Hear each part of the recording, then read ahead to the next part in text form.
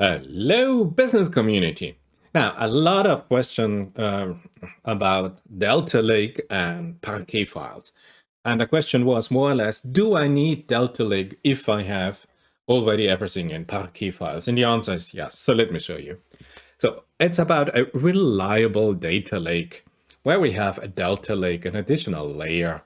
And the benefits of Delta Lake is, oops, just a second. This was not planned at all.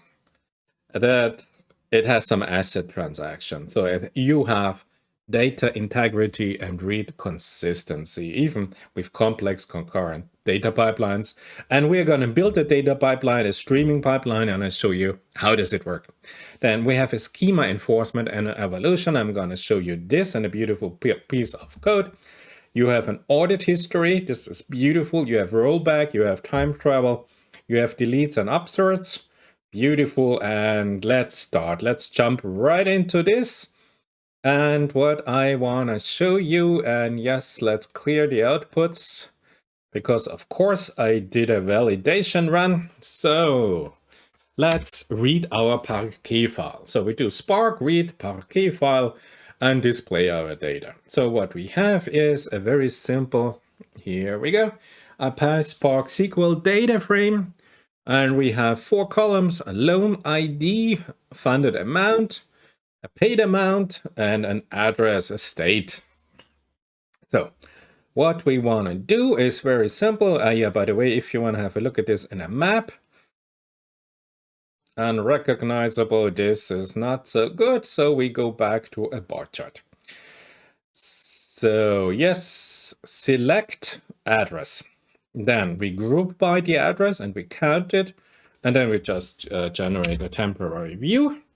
So how does it look like? Yeah, now you can see, now here it works with my map operation.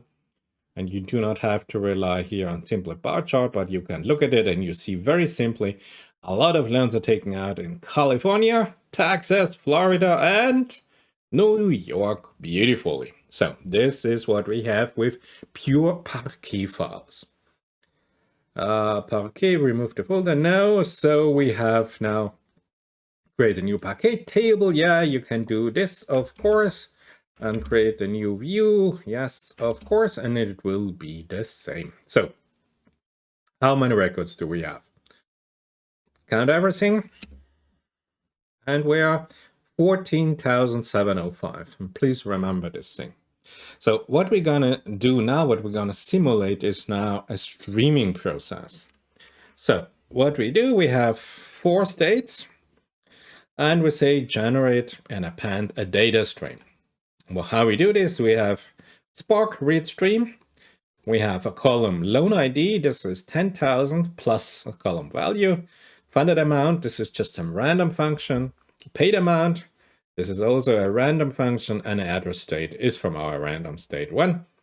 So, and this means it is random choice of state. So it's either California, Texas, New York, or another state. Beautiful. So this is also, we just simulate some synthetic data. And then we define a stop query. And this is all we're gonna do. So let's execute this, should be done in a second. So let's start now a new data stream and try to append the data to the Parquet table that we already have. Yes. So we have our stream, it's initializing, and here we go, we are streaming. So let's see if it is added to the table or not. So we just have a look at our Parquet, and we count the number of, Jesus, 10. What happened to our 14,000? What did I told you? 14,705? Gone. We have suddenly 10 entries. And if we run again, we should have 20. How many entries? 100 entries. So we have now data coming in from our stream. So the question is, where did our existing, here we go, 14,705 go? Well, easy. Let's have a look at this. What's happening with our stream? Come on. So here we have it. And we see additional to our 4 columns, we have 2 additional columns. We have a timestamp and we have a value defined. So it doesn't fit at all. But what happens? It starts all over again. So let's stop the stream. You see this demonstration with a pure Parquet file, it failed. And this is the reason why Delta Lake might be a real option for you. So the problems with the Parquet format: Parquet is only a data layout format within a single file, does not provide any guarantees across entire table of many Parquet files. We have no schema enforcement, as I just showed you, not enforcement writing, leading to dirty and corrupted data or something that doesn't make any sense at all, like starting to write again. And there's no interoperability between batch and streaming workloads. Okay. So what happened is that the streaming query started adding new data to our Parquet table, but it did not properly account for the existing data in the table. And the new data files that were written out accidentally had 2 extra columns in the schema. So you see, there is a lot of problems if you want to do this with a batch or stream. So let me show you the same with a Delta Lake table. So you're going to say, my goodness, this is going to be complicated. How do I transfer it into a Delta Lake table? Well, you're not going to believe this. We have here Spark read Parquet from our path. Here we have our Parquet files. And then we said write format Delta. My goodness, this is a complicated topic. And save to a Delta path. And the Delta path is simply temporary learns Delta. And create a view. So, done. Display the data. Let's have a look at this. So now here we have again our old data. We have 4 columns. We have the loan ID, the funded amount, the paid amount, and an address in a US state. How many entries do we have? We should have 14,705, and we do have 14,705. Beautiful. So if you have a look at the limit 15, yes, here we go. So now let's do the same experiment with data streaming into a Delta Lake table. And this is why we do this exercise, because I want to show you this. We will generate again a stream of data from randomly generated loan IDs and amount. And again, now, of course, we have different checkpoints, but it is absolutely the same.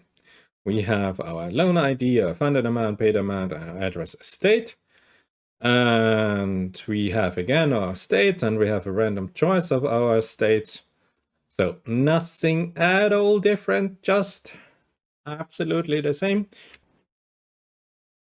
And as you can see here, we have our streaming going on.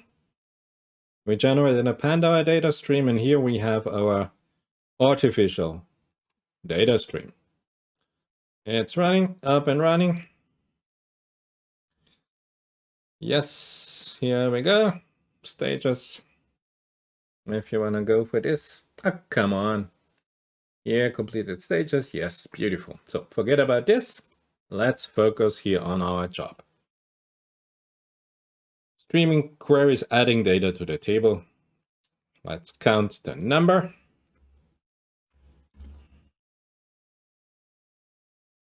So, and as you can see, we have now 14,920. And remember, we had 14,705. So we are now adding data without any problems. So this is the beautiful. Let's do this again. Maybe we had 15,000 now. Yes, 15,020 entries. And as you can see, it works just great. So 15,020, and let's do this again. 15,170. So beautiful. So with Delta Lake, it's working. And this is what I wanted to show you, the difference to our Parquet file. So now we have to stop our streams. Stop those streams, deleted the checkpoint. Beautiful. So now, summary, the advantages of the Delta Lake layer over a pure Parquet file format. With Delta Lake, you have full support of mixed batch and streaming workloads. You have a schema enforcement and a schema evolution. And you have some asset transaction, guarantees correctness and data integrity under concurrent workloads. Now, isn't this beautiful? Okay, this is it. But if you want to just follow me along for another 5 minutes, here we go. Enforcing schema on write to prevent data corruption. So let's try this, providing some data with an additional column closed. This is our additional column. That signifies whether a loan does not exist in the table. Okay. Has been terminated. If a loan has been finished, paid off, it's gone. My goodness. So here we go. A loan ID, funded amount, paid amount, address date. You are familiar with those 4 columns. And now we have closed as an additional data information. Now the items are true, false, beautiful. Update Spark create with data frame with column funded amount. Here we go. And if we now want to add this, write format delta mode append and comment the line below and it will error. Let's see if we can generate an error. Normally I can do this beautifully out of thin air. And here we go. We have a problem. Schema mismatch detected. Because our table schema is loan ID, funded amount, paid amount on address date. And our other schema is loan ID, funded amount, paid amount, address date. And now here closed. This is our additional column that we have. Now, evolving schema to accommodate changing data. Beautiful. So Delta Lake is able to do this. Write schema delta mode append. Yes, this is exactly what we had here, mode append. And then now we're going to say the beautiful thing, merge schema true. So let's do this.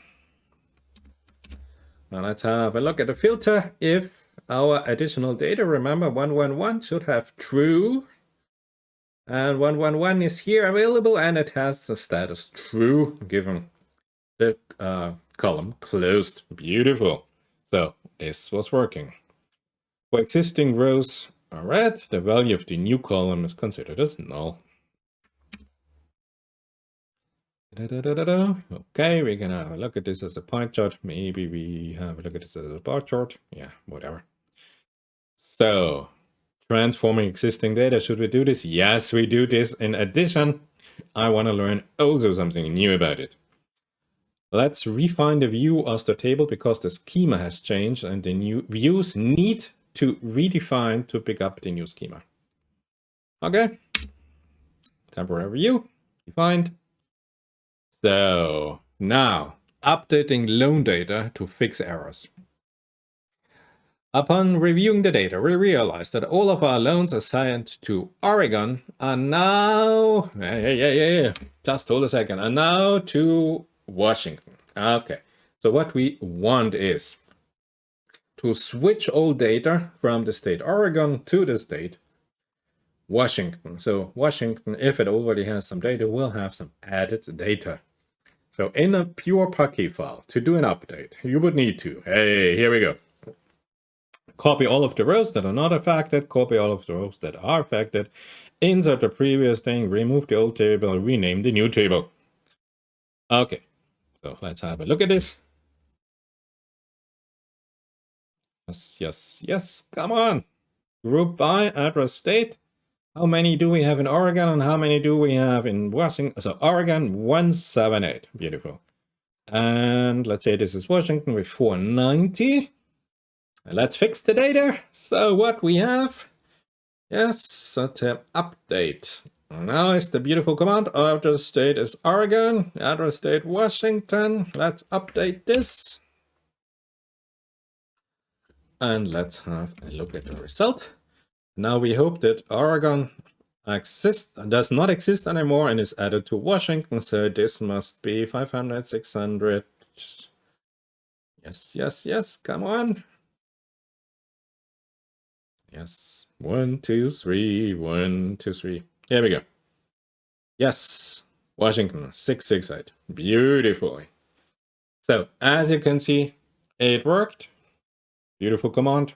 Update. Great. Deleting user-related data. Oh yeah, general data protection regulation. Okay, we do this also because this is quite important. Let's say we want to remove all the fully paid loans. So if you paid everything off, the loan is done, you can be deleted from the databases. Of course, no company wants this because we lose data, but for personal privacy protection, this is what you should be doing. So if the funded amount is the paid amount, this means everything is paid back with interest, but let's forget about interest.